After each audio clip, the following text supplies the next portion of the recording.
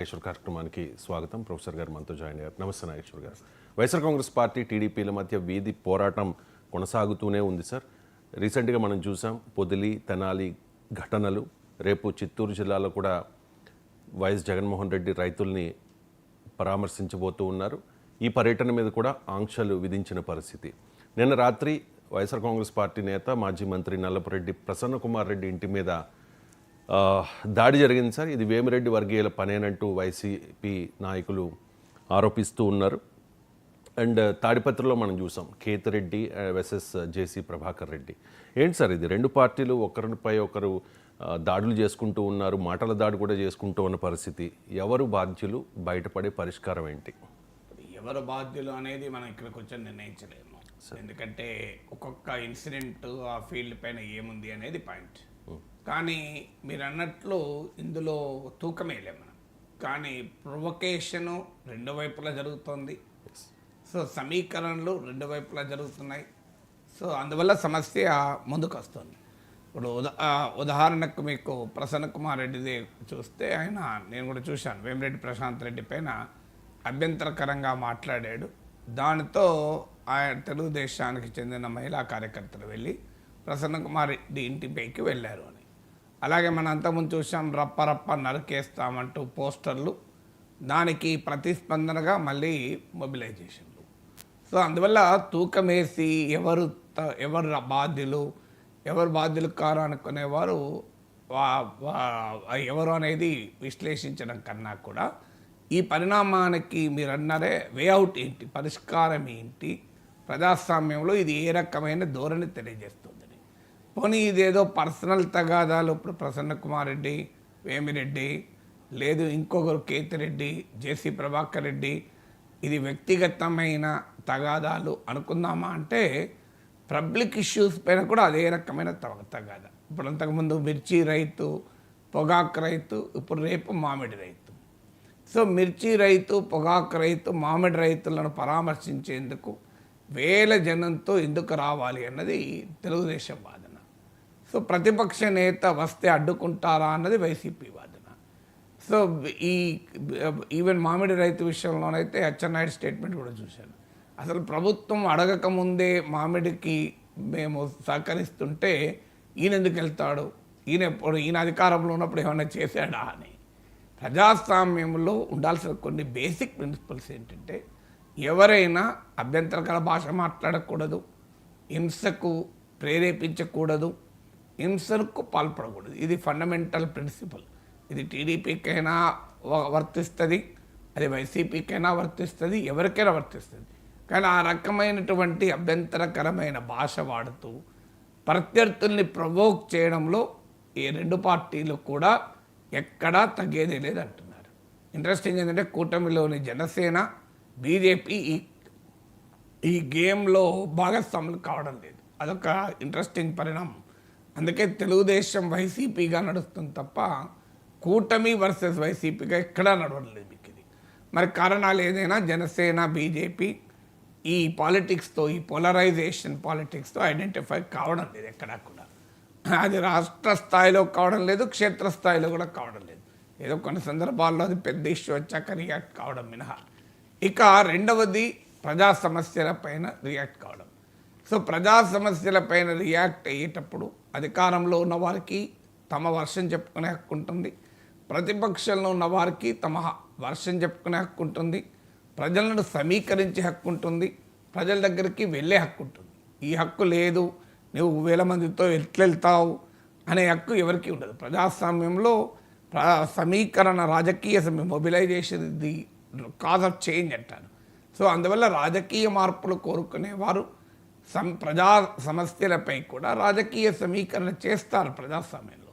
చేయకూడదు అనుకుంటే పొరపాటు. ప్రతిపక్షంలో ఉన్నప్పుడు చంద్రబాబు నాయుడు చేయలేదా, లోకేష్ యువగలం యాత్రలు చేయలేదా, యాత్రలు ఎందుకు చేస్తున్నాం, మేము ఇంత మంచిగా పాలిస్తుంటే అని అప్పుడు వైసీపీ వాళ్ళు అన్నారు.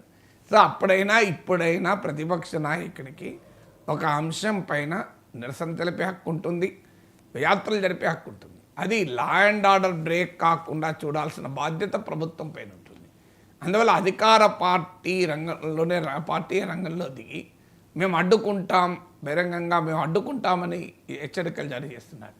ఇప్పుడే కాదు, తెలంగాణ ఉద్యమ కాలంలో చంద్రబాబు నాయుడిని అడ్డుకుంటామన్నా, జగన్మోహన్ రెడ్డి అడ్డుకుంటామన్నా నేను ఇదే వైఖరి తీసుకున్నాను. రాజకీయ పార్టీలతో సమస్య ఏంటంటే వారు ప్రతిపక్షంలో ఉంటే ప్రజాస్వామిక పాఠాలు చెప్తారు, వాళ్ళు అధికారంలో ఉంటే రాజకీయం ఇంకో రకంగా ఉంటుంది. కింద అభిమానులోమో అంగీకరించుకొని తమ నాయకుడు తమ పార్టీ ఏది చెప్తే దాన్నే మాట్లాడుతుంటారు. కానీ నిజాయితీగా మాట్లాడాలి. చంద్రబాబు నాయుడు ప్రతిపక్ష నాయకుడుగా ఉండి జనంలోకి వెళ్ళినప్పుడు వైసీపీ నేతలు ఏ మాటలు మాట్లాడారో, ఇప్పుడు జగన్మోహన్ రెడ్డి ప్రతిపక్ష నేతగా ఉండి జనంలోకి వెళ్తే టీడీపీ వాళ్ళు అదే మాట్లాడుతున్నారు. తేడా ఏమీ లేదు. మీరు కావాలంటే ఒక 2 కింద పేపర్లు తీసి చూడండి, 3 కింద మీడియా టీవీ క్లిప్పింగ్ చూడండి, మీకు సేమ్ ఆర్గ్యుమెంట్స్ కనబడతాయి. ఇంకా మళ్ళీ వేరే తేడా కూడా ఉండదు. ఇవాళ అచ్చెన్నాయుడు ఏదన్నాడో మేమే రైతులకు మేలు చేస్తుంటే మీరు యాత్రలు ఎందుకన్నాడో అప్పుడు సేమ్ వైసీపీ నాయకులు అదే చెప్పారు. మా ప్రభుత్వం ఇంత మంచిగా పాలిస్తుంటే చంద్రబాబు నాయుడు ఎందుకు పోవాలి అన్నారు. సో అప్పుడైనా ఇప్పుడైనా నేను ప్రతిపక్ష నాయకుడికి ఆ ప్లేస్లో చంద్రబాబు నాయుడు ఉన్నా జగన్మోహన్ రెడ్డి ఉన్నా మాలాంటి వాళ్ళు తీసుకునే వైఖరి ఒకటి. ప్రజాస్వామ్యంలో ఎవరికైనా ప్రజా సమస్యలపైన రాజకీయ సమీకరణ చేసే హక్కు ఉంటుంది. ఆ రాజకీయ సమస్య సమీకరణ హింసాయుతంగా జరిగినప్పుడు దాన్ని అదుపు చేసేటువంటి అధికారం ప్రభుత్వాలకు ఉంటుంది. న్యాయ వ్యవస్థ ఉంది ఈ దేశంలో ప్రజలు చూస్తూ ఉంటారు. అందువల్ల ఎవరైనా రాజకీయ సమీకరణను కాస్త హింసాయుతంగా మారిస్తే ఖచ్చితంగా చర్యకు అర్హులవుతారు. దానికి ఏం అభ్యంతరం లేదు. కానీ రాజకీయ సమీకరణే చేయకూడదు, మా ప్రభుత్వం బాగా పాలిస్తుంది కనుక అంటే మీ ప్రభుత్వం పాలిస్తుందని మీరు చెప్పుకోండి. ఇప్పుడు ఉదాహరణకు జగన్మోహన్ రెడ్డి వెళ్తాడు మామిడి రైతుల దగ్గరికి. మామిడి రైతులకు తెలుగుదేశం ప్రభుత్వం అన్యాయం చేసింది, చంద్రబాబు నాయుడు ప్రభుత్వం ఆదుకోలేదు అని విమర్శిస్తాడు. తెలుగుదేశం వాదన ఏంటి అంటే మేము 200 కోట్లు ఖర్చు పెట్టి మామిడి రైతుకు రాయితీలు ఇచ్చాం, అడగక ముందే ఇచ్చామంటారు. ఈ రెండిట్లో ఏదో ఒకటే నిజమవుతుంది. ఏదో ఒకటి మనం హైదరాబాద్లో స్టూడియోలో కూర్చుంటే మనకు అర్థం కాకపోవచ్చు, కానీ మామిడి రైతుకు తెలియదా? మామిడి రైతుకు నిజంగానే ప్రభుత్వం వల్ల మేలు జరిగితే జగన్మోహన్ రెడ్డి ఏం విమర్శించినా నమ్మరు. ఒకవేళ మేలు జరగకపోతే జగన్మోహన్ రెడ్డి పోకపోయినా ప్రభుత్వం పైన అసంతృప్తి పెరుగుతుంది. అందువల్ల అల్టిమేట్లీ అధికారంలో ఉన్న వారికి ధైర్యమే ఉండాలంటే మేము అనుసరించే విధానాలే మమ్మల్ని గెలిపిస్తాయి. ప్రతిపక్షం ఏమైనా చెప్పుకొనియండి, ఏమవుతుంది? ప్రజలకు మేలు జరిగినప్పుడు ప్రజలు రియాక్ట్ కారా? ప్రజలు పట్టించుకుంటారా? మాకు మేలు జరిగింది, మీరు ఎక్కడైనా పోండి, మీకు ఏం పోయే రోగం అని అడుగుతారు. రాజకీయ సమీకరణలో రావచ్చు జనం. ఇప్పుడు జగన్ ఈవెన్ ఉదాహరణకు మామిడి రైతులు పూర్తి సంతృప్తితో ఉన్న ప్రభుత్వం పట్ల జగన్మోహన్ రెడ్డి వెళ్తే 1000 మంది వస్తారు. ఎందుకంటే ఆయన పార్టీ వాళ్ళకి వస్తారు, ఆయన 40% ఓటింగ్ ఉంది. కానీ పార్టీ వాళ్ళు వచ్చిన వేరు, యాక్చువల్ ప్రజలు రియాక్ట్ అవ్వడం వేరు. అందువల్ల ఎప్పుడైనా అధికార పార్టీ చర్యల ద్వారా ప్రతిపక్షాన్ని అడ్డుకోవాలి, తమ విధానాల ద్వారా ప్రతిపక్షాన్ని స్పేస్ లేకుండా చేయాలి. తమ విధానాలు ప్రజలకు మేలు చేస్తుంటే ప్రతిపక్షాలు ఎన్ని సమీకరణలు చేసినా ఏ ప్రభావం ఉండదు. అల్టిమేట్గా ఆ ప్రయోజనం పొందిన ప్రజలు అనుకూలంగానే ఉంటారు తప్ప వ్యతిరేకంగా ఉండరు. అందువల్ల నిజంగానే మామిడి రైతు గనక చంద్రబాబు నాయుడు ప్రభుత్వం చేసిన దానితో సంతృప్తిగా ఉంటే జగన్మోహన్ రాజకీయ సమీకరణ ఏం చేస్తుంది? ఏమి చేసుకోపో అంటారు జనం. సో అందులో లేదు అంటాను అనుకోండి, జగన్మోహన్ రెడ్డి సమీకరణ ద్వారా మామిడి రైతుకు ప్రభుత్వం మరికొంత సాయం చేసింది అనుకోండి, సంతోషం కదా, ఆ రాజకీయ సమీకరణ ఉపయోగపడింది కదా. అదే జరిగింది కదా మిర్చి యార్డుకు జగన్మోహన్ రెడ్డి వెళ్ళిన తర్వాత కేంద్రానికి చంద్రబాబు నాయుడు లేఖ రాశాడు. మీరు గమనించండి, మీరు పొగాకు రైతు దగ్గరికి వెళ్ళిన తర్వాత మళ్ళీ పొగాకు మీద కేంద్రానికి లేఖ రాశారు. అంటే తెలుగుదేశమే అంగీకరిస్తోంది కదా. ప్రతిపక్ష నేత వెళ్ళిన తర్వాత రియాక్షన్ పెరిగింది, అంతకుముందు ఏమీ చేయలేదని అంటలేను. ప్రతిపక్ష నాయకుడు వెళ్ళిన తర్వాత మీకు మిర్చి రైతు పైన కేంద్రం పైన లేఖ రాశారు, మీకు పొగాకు రైతు మీద రాశారు. బహుశా రేపు మామిడి రైతు పైన కూడా రాస్తారనుకుంటాను. సో రేపు అయినాక మళ్ళీ ఒక 3 రోజులకు మామిడి రైతును ఆదుకోండి, కేంద్రానికి చంద్రబాబు నాయుడు విజ్ఞప్తి అని ఈనాడు జ్యోతిలో మనం వార్త చూడొచ్చు. బహుశా మళ్ళీ మనమే కూర్చొని మాట్లాడుకుంటాం. సరిగ్గా ఒక 1 వీక్ ఆగుదాం, మళ్ళీ మీకు ఫ్రంట్ పేజ్ వస్తుంది. అది ప్రయోజనం కదా. అక్కడ ఎవరు జగన్మోహన్ రెడ్డి చంద్రబాబు అని కాదు. అందుకే ఒక multi party political system and free media, Amartya Sen అంటాడు పొలిటికల్ ఎకానమీ ఆఫ్ హంగర్ అనే పుస్తకంలో, free media and multi party political system provide the warning signals of an impending crisis అంటారు. అంటే రాబోయే సంక్షోభానికి సంబంధించిన ప్రమాద గంటికల్ని ముందే మోగిస్తుంది అది.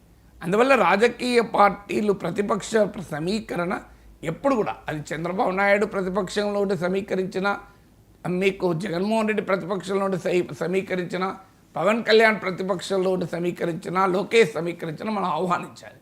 ఇక్కడ వ్యక్తులు ముఖ్యం కాదు. ప్రతిపక్షం రాజకీయ సమీకరణ ప్రజా సమస్య పైన చేస్తే ఆ ప్రజా సమస్య కనుక సంపూర్ణంగా అడ్రస్ కాకపోతే అడ్రస్ అయ్యే అవకాశం ఉంటుంది. సంపూర్ణంగా ఆల్రెడీ అడ్రస్ అయిందనుకో ప్రజలు ఏం రియాక్ట్ అవుతారు, మేము ప్రశాంతంగా ఉన్నామయ్యా ఈ ప్రభుత్వంలో మధ్యలో నీకెందుకు ఈ గోలా, మేమేం బాధపడతలేం కానీ నువ్వెందుకు వచ్చావు అంటారు. ప్రజలే రియాక్ట్ కారు నువ్వు ఎన్ని సమీకరణలు చేసినా. అల్టిమేట్గా ప్రజలు రియాక్ట్ అవుతారా? లేదు, ఇంకా సంపూర్ణంగా అడ్రస్ కాలేదు, వాళ్ళ న్యాయం జరగలేదనుకోండి, మిర్చి రైతులకు, పొగాకు రైతులకు, మామిడి రైతులకు, జగన్మోహన్ రెడ్డి వెళ్ళడం వల్ల మామిడి రైతులు 4 రూపాయలు ఇంకా అదనంగా వచ్చిందనుకోండి, సంతోషం కదా. సో అల్టిమేట్గా అపోజిషన్ను ఎలా చూస్తా, అపోజిషన్లో ఎవరున్నారన్న దాంతో సంబంధం లేదు. అపోజిషన్లో కాంగ్రెస్ ఉండొచ్చు, బీఆర్ఎస్ ఉండొచ్చు, అపోజిషన్లో బీజేపీ ఉండొచ్చు, కాంగ్రెస్ ఉండొచ్చు, అపోజిషన్లో టీడీపీ ఉండొచ్చు, వైసీపీ ఉండొచ్చు, జనసేన ఉండొచ్చు. We are not bothered.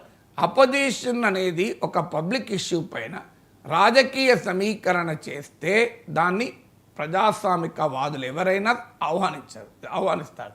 అధికారంలో ఉన్న వారికి అభ్యంతరం ఉంటుంది. ఎందుకు అభ్యంతరం ఉంటుందంటే మా ప్రభుత్వానికి అప్రతిష్ట వస్తుందేమో, మా ప్రభుత్వానికి పార్టీకి నష్టం జరుగుతూ వాళ్ళకి అభ్యంతరం ఉంటుంది.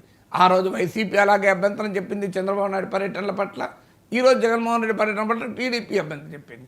అప్పుడైనా చంద్రబాబు నాయుడు పర్యటనలు ఆహ్వానించాం, ఇప్పుడైనా జగన్మోహన్ రెడ్డి పర్యటనలు ఆహ్వానిస్తాం. ఎందుకు? దానివల్ల ప్రజలకి ఇంత మేలు జరుగుతుంది. దానికి ఉదాహరణే మిర్చి. మీరు కావాలంటే పాత పేపర్లు తీసి చూడండి. మిర్చి యార్డుకు జగన్ పర్యటన, after some time next few days మిర్చి రైతును ఆదుకోండి చంద్రబాబు నాయుడు ప్రభుత్వం కేంద్రానికి లేక. మీరు చూడండి, పొగాకు రైతుపై జగన్ పర్యటన అని ఒక రోజు ఉంటుంది. 3-4 రోజుల తర్వాత మళ్ళీ మీకు వార్తుంటే చూడండి, పొగాకు రైతును ఆదుకోండి కేంద్రానికి చంద్రబాబు నాయుడు లేక అని. మళ్ళీ వాళ్ళ మామిడి రైతు పర్యటన జూలై 9 నాడు, మళ్ళీ మీరు చూడండి 5-6 రోజుల తర్వాత మామిడి రైతును ఆదుకోండి కేంద్రానికి చంద్రబాబు నాయుడు లేక. మాకు కావాల్సింది ఇదే. ఎవరు పర్యటించారు అక్కడ, చంద్రబాబు నాయుడు జగన్ అనేది మాకు సంబంధం లేదు. ప్రజల